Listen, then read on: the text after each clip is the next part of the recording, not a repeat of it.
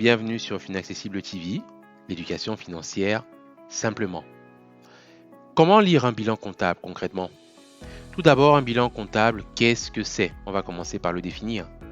Il s'agit d'un document de synthèse qui présente le patrimoine de l'entreprise.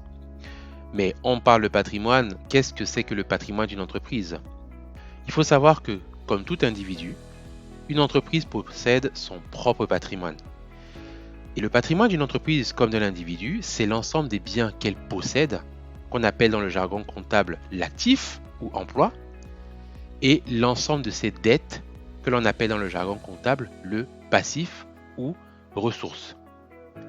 L'actif peut être composé par exemple d'immeubles d'habitation qui sont loués, de véhicules de transport ou encore d'argent liquide.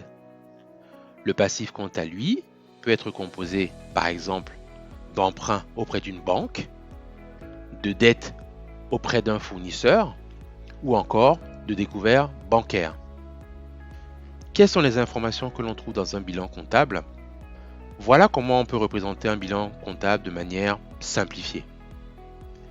La colonne de gauche, c'est la colonne des actifs et la colonne de droite représente la colonne des passifs. Si nous prenons l'exemple de l'entreprise Bio-Toujours dans notre précédente vidéo, l'actif est séparé en deux parties.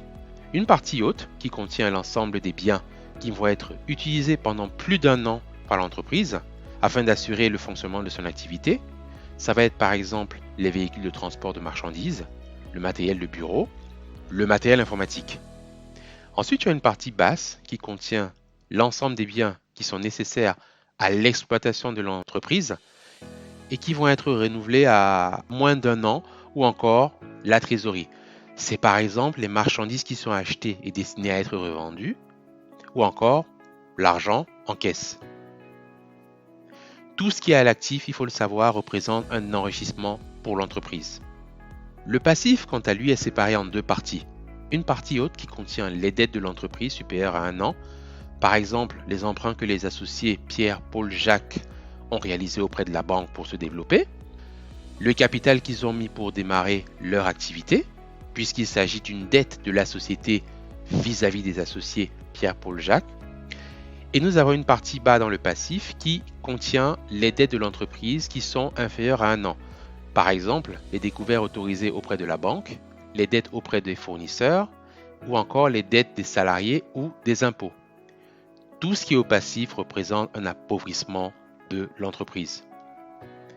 Pour terminer, je vais faire un petit quiz. Sur la base de ce que l'on vient de voir et pour m'assurer que tu as bien compris ces notions d'actifs et de passif du bilan comptable, parmi les 4 éléments que tu vois sur l'écran, lesquels représentent selon toi un actif et lesquels représentent un passif? Nous avons une carte de crédit, des immeubles achetés destinés à être loués à des personnes, un camion de transport et enfin de l'argent déposé sur un compte en banque par des associés au moment de la création de la société. J'attends tes réponses dans les commentaires avec les explications. Tu peux mentionner si tu le souhaites le numéro et la lettre à côté. Donc un numéro avec A pour mentionner que c'est l'actif et P pour mentionner que c'est le passif. Nous sommes arrivés à la fin de la vidéo. J'espère que cette notion de bilan comptable est claire pour toi. Si tu as aimé cette vidéo, n'hésite pas à la liker, à commenter en dessous de la vidéo et à la partager au maximum de personnes. Sur ce, je te remercie de m'avoir suivi jusqu'au bout et je te dis à très bientôt.